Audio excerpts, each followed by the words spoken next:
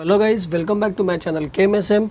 Today we are going to study about chemical thermodynamics का जो हम लोग कल आखिरी पार्ट रह गया है, स्पॉन्टेनियस एंड इरिवर्सिबल प्रोसेस।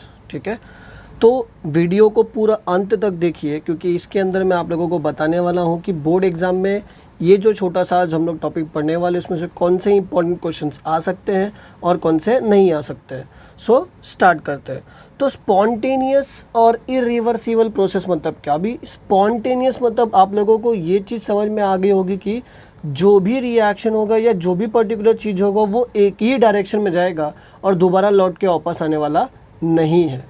ये मतलब होता है इरिवर्सिबल रिएक्शन का। इरिवर्सिबल रिएक्शन का अगर एकदम सिंपल सा और मतलब देखें तो हम लोग मैं बोल सकता हूँ उसको यूनिडायरेक्शनल रिएक्शन। यूनिडायरेक्शनल रिएक्शन मतलब फॉर एग्जांपल अगर मैं देखूँ, अगर मैं यहाँ पे लेता हूँ ए और ए से मुझे कोई प्रोडक्ट मिल रहा है बी, तो बी वापस फिर से ए नहीं आने वाला है। ए से एक बार बी बन गया तो वापस फिर से बी ए तक नहीं पहुँच सकता। मतलब ये कैसे है? इरिवर्सिबल प्रोसेस है। कैसे है? इरिवर्सिबल प्रोसेस मतलब ये एक ही डायरेक्शन में चलेंगे। अब इनका इस्तेमाल थर्मोडायनेमिक्स में कैसे किया जाएगा वो हम लोगों को क्या करना है, सीखना है। तो इसके हिसाब से हमारे पास एक डेफिनेशन प्रेजेंट है बच्चों। The spontaneous process is defined as the process that takes place on, किसका बोल रहा है?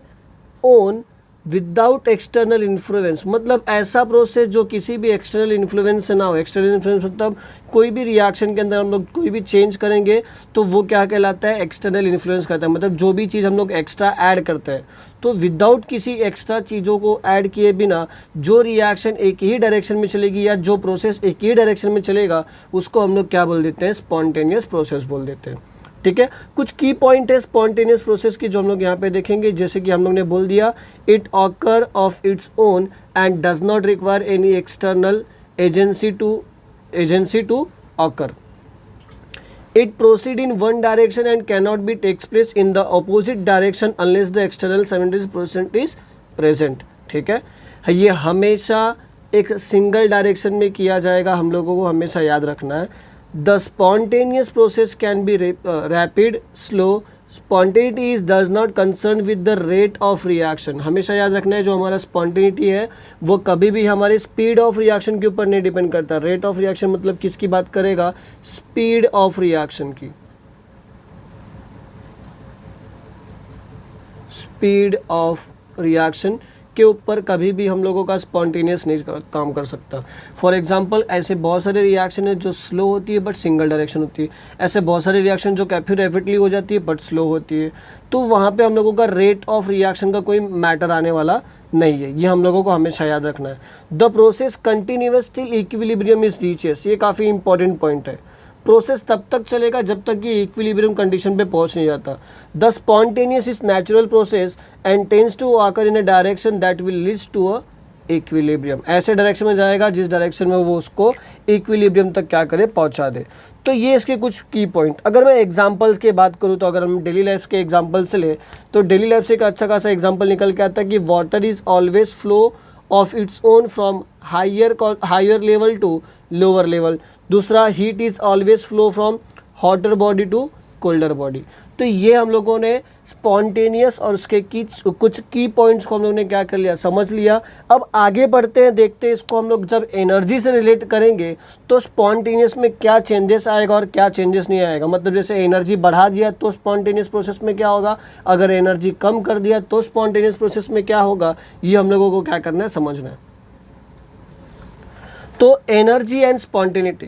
अब एनर्जी और स्टेबिलिटी का मैं सबसे पहले आपको एक चीज़ बता देता हूँ। हम लोगों ने 11th स्टैंडर्ड में पढ़ा था कि एनर्जी और स्टेबिलिटी क्या है। अगर आपको किसी भी प्रोडक्ट का ज़्यादा स्टेबिलिटीज होना चाहिए तो मतलब उस पर्टिकुलर प्रोडक्ट के पास या उस पर्टिकुलर रिएक्शन के पास जो एनर्जी होनी चाहिए वो कम होनी चाहिए।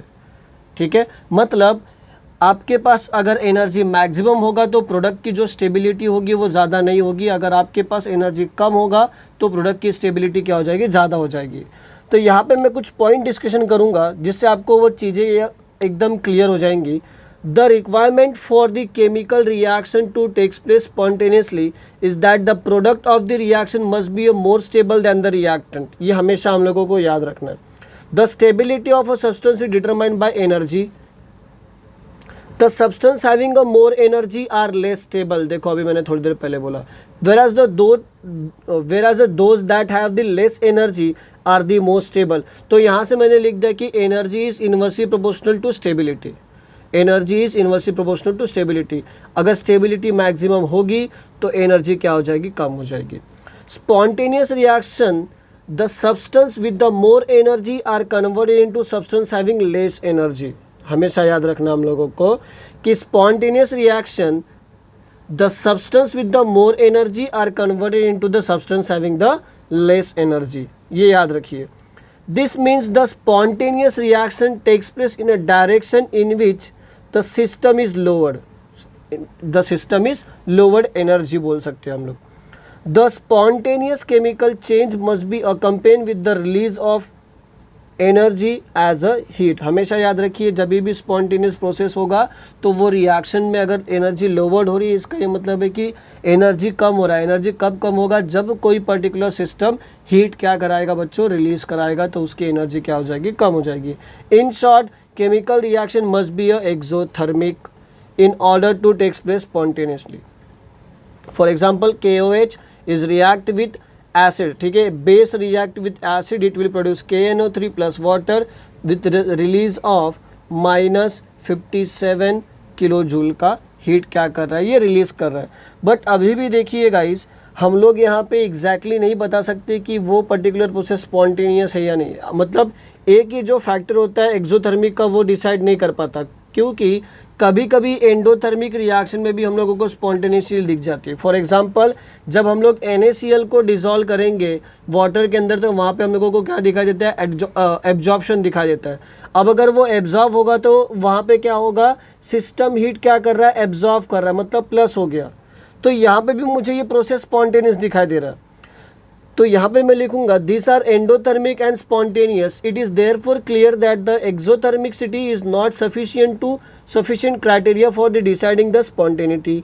मेरे से मैंने आपको पहले बता दिया, there need to be another factor to describe the spontaneity. इसका ये मतलब है कि स्पॉन्टेनियस चीज़ों को अगर मुझे डिफाइन करना है तो बच्चों एक एक्सोथर्मिक का ही पॉइंट लेके मैं कभी भी स्पॉन्टेनियस रिएक्शन नहीं बता सकता हूँ। उसको डिफाइन करने के लिए मुझे एक दूसरा फैक्टर लगेगा, और वो दूसरे फैक्टर क्या होते हैं, एंट्रोपी। क्या होता है, एंट्रोपी।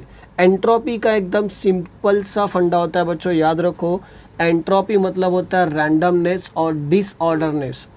अभी ये कैसे होगा, क्यों होगा, कब होगा, वो हम लोग क्या करेंगे, सीखेंगे। सबसे पहले आपके सामने मैंने एक आइस बनाया है, वाटर का मॉलिक्यूल लिया और गैस मॉलिक्यूल है। आप देखेंगे अगर तो आइस का मॉलिक्यूल कैसा होता है, सॉलिड होता है, तो उस टाइम पे जो मॉलिक्यूल होंगे एक दूसरे से काफ़ी क्लोजली और टाइटली अटैच होंगे। वाटर मॉलिक्यूल में थोड़ा सा मॉलिक्यूल एक दूसरे से दूर होगा, और गैस मॉलिक्यूल में क्या होगा, जो मॉलिक्यूल्स होंगे वो काफ़ी दूर दूर होंगे, उनके अंदर रैंडम मोशन पाया जाएगा। अब ये हो कैसे रहा है, देखिए, in solid state water molecule ice are arrange in a definite order. ये पहला पॉइंट हम लोग ने इसके लिए बोल दिया। सेकंड, जैसे अगर ये मेल्ट होना स्टार्ट होगा आइस, वैसे वैसे ये लिक्विड में कन्वर्ट होगा। लिक्विड के मॉलिक्यूल एक दूसरे से क्या होंगे, कोलैप्स होंगे, जिनसे उनका डिसऑर्डरनेस क्या होगा, बढ़ जाएगा। इसलिए मैंने यहाँ पे देखो पॉइंट मेंशन कर दिया है, when ice melts this highly crystalline arrangement of water molecule collapse, the molecule become free in liquid state and the order state thus tends to become more disorder। यहाँ पे मैं disorder लिख देता हूँ, disorder, ठीक है। अब अगर यही लिक्विड को थोड़ा सा और अगर मैं वेपराइजेशन के लेके जाऊंगा और ये अगर गैस मॉलिक्यूल में बदलने स्टार्ट होंगे, तो वो फ्रीली और रैंडमली क्या करेंगे, स्पेस में ट्रैवल करना स्टार्ट कर देंगे। इसका ये मतलब है गाइस कि जो भी मेरा गैस पार्टिकल होगा या जो भी मेरे गैसेस होते हैं, उनके अंदर सबसे ज़्यादा रैंडमनेस पाई जाती है, बराबर। अगर जिसके अंदर सबसे ज़्यादा रैंडमनेस पाई जाएगी, उसके अंदर सबसे ज़्यादा एंट्रोपी भी पाई जाती है। ये बात आप लोग दिमाग में बैठा लो, आपको MCQ में काम दे देगा, ठीक है। बोर्ड एग्जाम या JEE नीट जैसे एग्जाम में आपको MCQ में काम कर देगा, ठीक है। द डिसऑर्डरनेस और randomness is measure by the entropy, it is denoted by S। यहाँ पे देखो ये मैंने नोट लिखा हुआ है, greater the disorder of a system larger is entropy, जैसे मैंने आपको थोड़ी देर पहले मेंशन किया। ठीक है, अब आगे देखते हैं बच्चों, आगे हम बात करेंगे quantitative definition of entropy. Simple सी बात होती है, क्वांटिटेटिव डेफिनेशन मतलब हम लोग को अब मेजर करना है तो उसके लिए कुछ डेफिनेशन बनाना पड़ेगा, तो क्वांटिटी से कैसे रिलेट करेंगे। अब देखिए पूरे सिस्टम में हम लोग हीट के बारे में ही बात कर रहे थे और टेम्परेचर के बारे में ही बात कर रहे थे, ये दो फैक्टर से क्या करेंगे, इसकी डेफिनेशन बता देंगे। Entropy is a measure of a molecular disorderness और randomness of an orderness, and entropy change of a system is equal to the heat transfer to it in a reversible manner divided by the temperature in Kelvin। ठीक है, temperature किस में होना चाहिए, kelvin में होना चाहिए, at which the transfer takes place। किससे लिया है, बोला है हम लोग ने, क्या बोल दिया कि रिवर्सिबल प्रोसेस का क्या होना चाहिए, हीट होना चाहिए, और टेम्परेचर होना चाहिए, वो किस में होना चाहिए, केल्विन में होना चाहिए। और डेल्टा एस का जो यूनिट होता है वो क्या होता है, जूल पर केल्विन, जूल पर केल्विन। यहाँ पे एक नोट जो हमको इम्पॉर्टेंट, जो हमेशा याद रखना है कि जो हम लोगों का एंट्रोपी होता है बच्चों, वो क्या होता है, स्टेट फंक्शन होता है। क्या होता है, स्टेट फंक्शन। और इसीलिए स्टेट फंक्शन हम लोगों ने सीखा था, जहाँ पे हमने बोला था कि स्टेट फंक्शन इनिशियल और फाइनल स्टेट पे क्या करता है, डिपेंड करता है। एंट्रोपी और it's change is a state function and depends on the initial and final state of the system and do not depend upon the path connecting the two state। तो ये था quantitative definition of entropy, जहाँ पे हम लोग ने उसको heat और टेम्परेचर से क्या कर लिया, रिलेट कर लिया है। अब इसी के ऊपर कुछ पॉइंट्स हम लोग आगे डिस्कशन करेंगे जो काफ़ी इंपॉर्टेंट है गाइस। ठीक है, तो जो मैंने अभी इसके पहले डेफिनेशन लिया वो आपको बोर्ड एग्जाम में 1 मार्क्स के लिए पूछा जाएगा। Define quantitative definition of entropy. ठीक है, एंट्रोपी एंड स्पॉन्टेनिटी, ये होता है सेकेंड लॉ ऑफ थर्मोडायनेमिक्स। ये भी आपको 2 मार्क्स के लिए बोर्ड एग्जाम में आता है और काफ़ी इंपॉर्टेंट टॉपिक होता है JEE-CET point of view and NEET point of view भी हम बोल सकते हैं। The second law of thermodynamics state that the total entropy of a system and its surrounding increases in a spontaneous process. इसका ये मतलब है जो भी हमारा यूनिवर्स है उसका जो एंट्रोपी हो रहा है वो क्या हो रहा है, बढ़ रहा है। देखिए यहाँ से बताया एंट्रोपी का टोटल लिया, जिसको हम लोग ने एस टोटल से बताया, कैसे निकाल लिया, system plus surrounding is greater then 0। इसका ये मतलब है कि एंट्रोपी क्या हो रहा है, बढ़ रहा है। इसलिए देखो ये क्या लिखा है, the second law of thermodynamics states that the total entropy of a system and its surrounding increases in a spontaneous process. जो भी प्रोसेस है वो बढ़ रहा होगा, चाहे प्रोसेस स्लो हो चाहे फास्ट हो, बट जो एंट्रोपी है वो धीरे धीरे क्या हो रहा है, एक्सपांड हो रहा है। फॉर एग्जाम्पल यहाँ पे क्या लिया हुआ है, 2 moles of hydrogen gas react with 1 mole of oxygen, it will produce 2 moles of liquid. तो यहाँ पे जो एंट्रोपी रिलीज हुई वो कितनी रिलीज हो गई है, -327 kilo joule. And delta H कितना दिया हुआ है, -570 kg at 298 kelvin for both reaction, मतलब डेल्टा एच के लिए भी और डेल्टा एच के लिए भी। To find S total, we need to find delta S surrounding. Delta H for the reaction is -527 kilojoule. When 2 moles of H2 and 1 mole of O2 gas is combined to form 2 moles of liquid water, 570 kg of heat is released, which is received by the surrounding at constant pressure, जिससे हम लोगों को आधी information क्या कर गई, पता चल गई। ठीक है, फिर से रिपीट करता हूँ, हमको अगर एस टोटल निकालना होगा तो हमको सराउंडिंग की वैल्यू चाहिए। जब रिएक्शन हो रहा तो सराउंडिंग में हीट कितना रिलीज हुआ, -527, कितने टेम्परेचर पे, 298 केल्विन पे क्या हो गया, वो पर्टिकुलर चीज़ बाहर आ गया। अब इसी को हम लोग क्या करेंगे, हमारे फॉर्मूला में रखने की कोशिश करेंगे और सॉल्व करेंगे। हमारे पास देखिए Q surrounding delta S surrounding equals to Q reversible upon T। यहाँ से मुझे सराउंडिंग का वैल्यू मिल जाएगा, कितना आ गया, 191 जूल पर केल्विन। उसको एस टोटल में रख दो। अभी यहाँ पे देखेंगे आप, इसको जब सॉल्व करो तो मुझे फाइनल आंसर कितना दिखाई दे रहा है, 1592। अभी क्या साइन है, प्लस साइन। और यहाँ पे देखिए जो डेल्टा एस आ रहा है वो क्या आ रहा है, ग्रेटर देन 0। इसका ये मतलब है कि धीरे धीरे उस सिस्टम के अंदर जो स्पॉन्टेनियसनेस था वो क्या हो रहा है, बढ़ रहा है। ठीक है, अब इसके वजह से मैं क्या कंक्लूजन निकाल सकता हूँ, जब डेल्टा एस का वैल्यू ग्रेटर दैन 0 होगा तो प्रोसेस क्या हो जाएगा, स्पॉन्टेनियस। जब डेल्टा एस का वैल्यू लेस दैन 0 होगा तो प्रोसेस क्या हो जाएगा, नॉन स्पॉन्टेनियस। जब डेल्टा एस का वैल्यू 0 होगा तो प्रोसेस क्या हो जाएगा, इक्विलिब्रियम। ये आपको कहाँ काम दे देगा बच्चों, MCQ के लिए काम दे देगा। कहाँ के लिए काम दे देगा, MCQ के लिए काम देगा। आगे का टॉपिक है दोस्तों हमारे पास गिब्स एनर्जी। तो गिब्स एनर्जी बेसिकली क्या है, क्यों ये टर्म हम लोगों को लाना पड़ा किसी भी प्रोसेस को समझने के लिए, और ये जो गिब्स एनर्जी है ये हम लोगों को फाइनली बताएगा कि जो प्रोसेस होगा क्या वो स्पॉन्टेनियस होगा या नहीं होगा, ये हम लोगों को फाइनल कॉल देगा। फॉर एग्ज़ाम्पल क्यों ये फाइनल कॉल देगा, देखो हम लोगों ने स्पॉन्टेनियस के बारे में पढ़ा,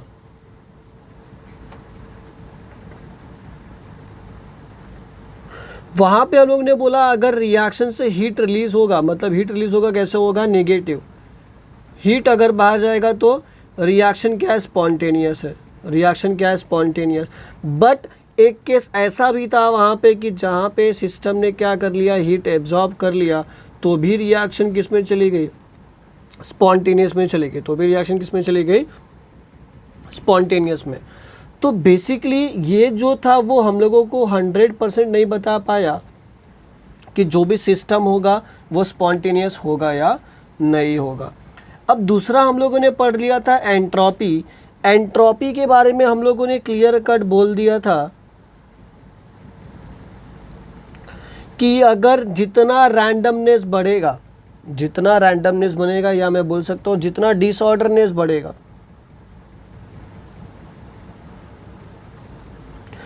उतना मेरे को डेल्टा एस का जो वैल्यू होगा वो क्या आएगा, पॉजिटिव आएगा। इसका ये मतलब अगर डेल्टा एस का वैल्यू पॉजिटिव आएगा तो रिएक्शन किस में होगी, स्पॉन्टेनियस में होगी। रिएक्शन किस में होगी, स्पॉन्टेनियस में। बट कभी कभी क्या देखा गया है इसके अंदर की जो डेल्टा एस की वैल्यू है वो क्या पाई गई, नेगेटिव पाई गई, और रिएक्शन फिर भी स्पॉन्टेनियस पाया गया। तो ये दोनों जो कैलकुलेशन है वो एग्जैक्टली हमको नहीं बता पाई कि reaction, whether the reaction is spontaneous और वेदर इज नॉन स्पॉन्टेनियस। इसलिए जो फाइनल कॉल लेंगे वो हम लोग किसके ऊपर से लेंगे, गिब्स एनर्जी के ऊपर से। तो गिब्स एनर्जी ने हम लोगों को फाइनली बताया कि जो हमारा रिएक्शन है वो स्पॉन्टेनियस है या नहीं है, और यही हम लोगों को आगे कैलकुलेट करके क्या होगा बताएगा। तो गिब्स एनर्जी का फॉर्मूला होता है डेल्टा जी इक्वल्स टू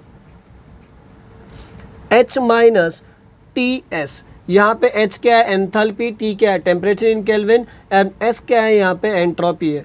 अगर ध्यान दो एंट्रोपी और जो टेम्परेचर था ये सब क्या थे, हमारे स्टेट फंक्शन थे। तो जो डेल्टा जी होगा वो भी हमारा क्या हो जाएगा, स्टेट फंक्शन हो जाएगा। इसका ये मतलब है गिब्स एनर्जी पाथ के ऊपर कभी डिपेंड नहीं करता है, it depends upon initial and final condition of the system.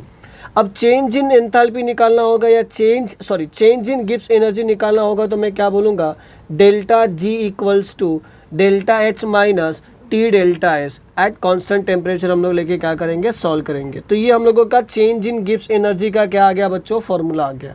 अब इसी फॉर्मूला के बेसिस पे हम लोग बताएंगे कि जो हमारा रिएक्शन है वो वेदर द स्पॉन्टेनियस और whether it is not spontaneous.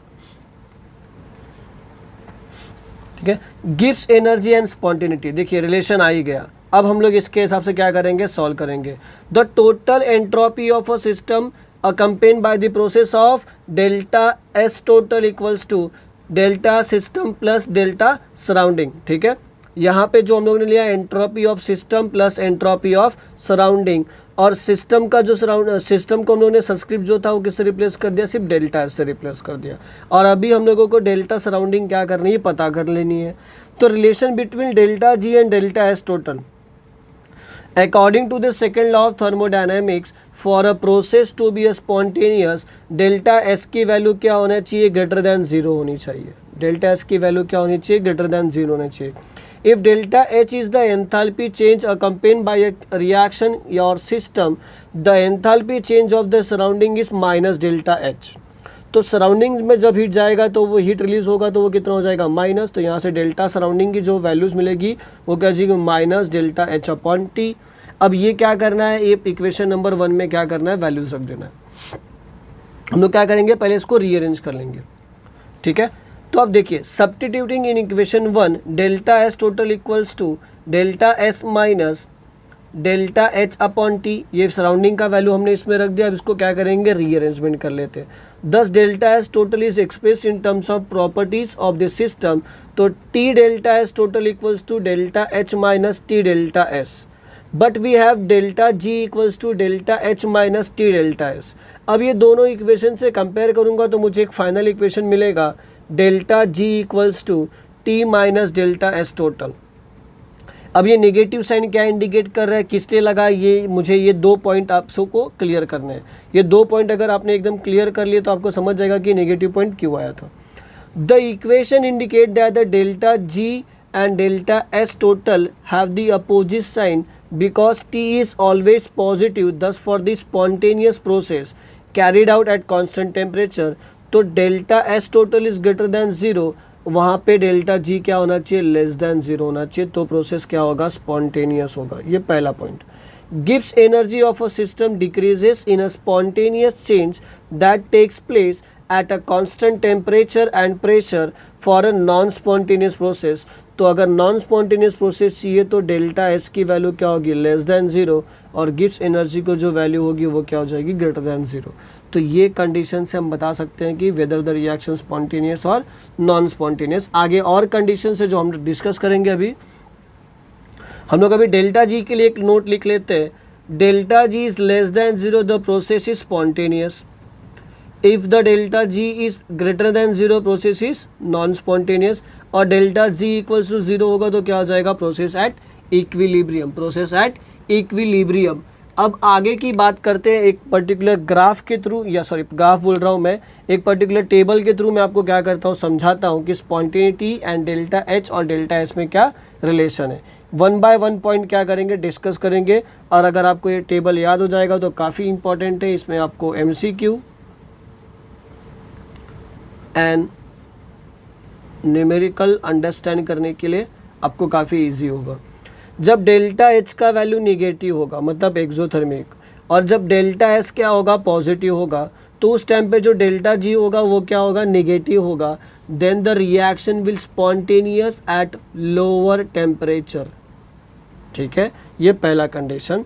दूसरा कंडीशन पहला हो गया। दूसरे कंडीशन में बात करते हैं, जब delta H negative, delta S भी निगेटिव, और डेल्टा जी का वैल्यू प्लस भी आ सकता है और माइनस भी आ सकता है, तो reaction become spontaneous at lower temperature when T into delta S is less than delta H. ये कंडीशन पे रिएक्शन क्या हो जाएगा, स्पॉन्टेनियस हो जाएगा।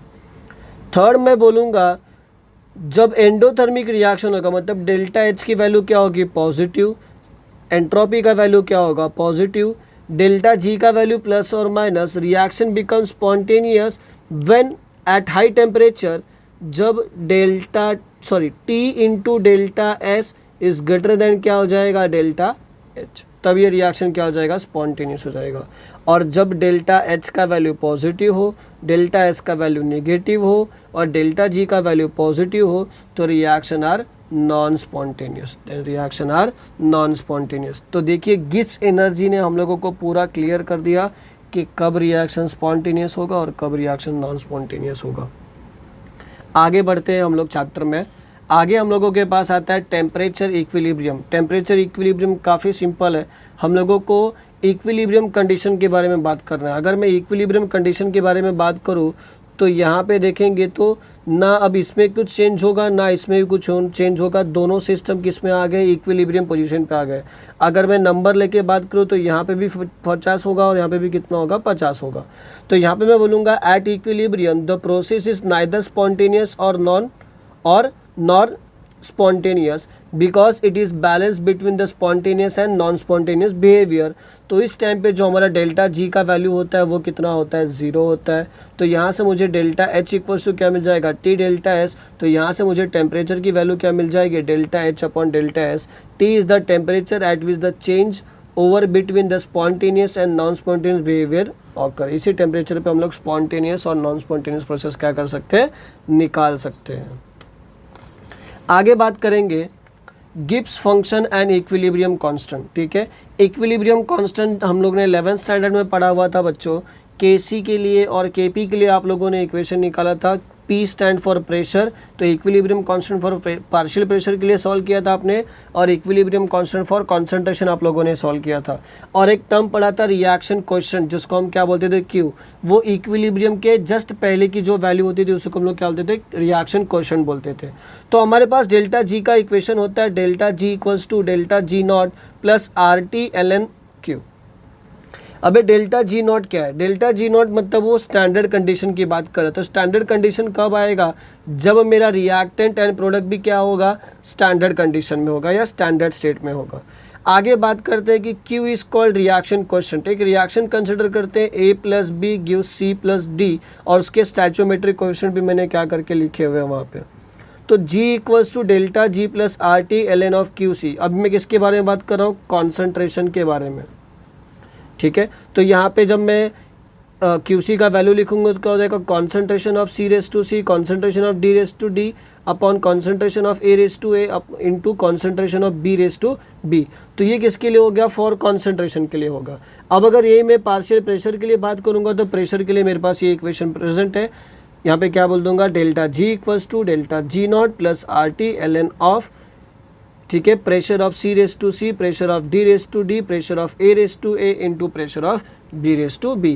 तो ये दो इक्वेशन मुझे QC और QP के लिए मिल गया। P stand for pressure, P stand for pressure. अगर मैं बोल दूँ when the reaction reaches equilibrium, तो वहाँ पे जो हमारी डेल्टा जी की वैल्यू होती है वो क्या हो जाती है, ज़ीरो हो जाती है गाइस। तो वहाँ पे जो QC एंड QP होगा वो किस में कन्वर्ट हो जाएगा, KC एंड KP में कन्वर्ट हो जाएगा, ठीक है। तो ये इक्वेशन में चेंजेस क्या आ जाएंगे, 0 equals to delta G not plus RT ln of KC and 0 equals to delta G not plus RT ln of KP। तो यहाँ से मुझे क्या मिल जाएगा, delta G equals to minus RT ln of KC और delta G equals to minus RT ln of KP। तो ये जो मैंने आपको डेरिवेशन सॉल्व कराया अभी, वो डेरिवेशन 2 मार्क्स के लिए बोर्ड एग्जाम में क्या इंपॉर्टेंट है, और ये इक्वेशन के थ्रू हम क्या कर सकते हैं, MCQ सॉल्व कर सकते हैं। इसको थोड़ा लॉग के टर्म में कन्वर्ट कर लेते हैं, delta G equals to minus 2.303 RT log to the base 10 KC, और सेम किसके लिए आ जाएगा, प्रेशर के लिए आ जाएगा बच्चों। तो आई होप आप लोगों को गाइज यहाँ तक समझ में आया होगा। इस चैप्टर के जो न्यूमेरिकल्स है इसके मैं अलग से वीडियो बनाऊँगा, ठीक है गाइस, तो उसके लिए आप टेंशन मत लो। न्यूमेरिकल्स के वीडियो बन रहे हैं डे बाय डे, क्योंकि मैंने ऑलमोस्ट 4 चैप्टर ख़त्म कर दिया है, ठीक है। जैसे जिसमें से एक आयोनिक इक्विलिब्रियम है, एक केमिकल काइनेटिक्स है, और आज ही हम लोगों ने थर्मोडायनामिक भी क्या कर लिया, फिनिश कर लिया, और एक मैंने ऑर्गेनिक का टॉपिक क्या किया हुआ है, फिनिश किया हुआ है। तो ये 4 चैप्टर के बाद मैं एक डिस्कशन रखूँगा जिसके अंदर हम लोग डिस्कस करेंगे कि एग्जैक्टली केमिस्ट्री कैसे पढ़ी जाती है और कैसे नहीं पढ़ी जाती है। सो आप लोग भी वो सेशन ज्वाइन करना। तब तक के लिए bye bye, take care guys, ध्यान रखिए अपना।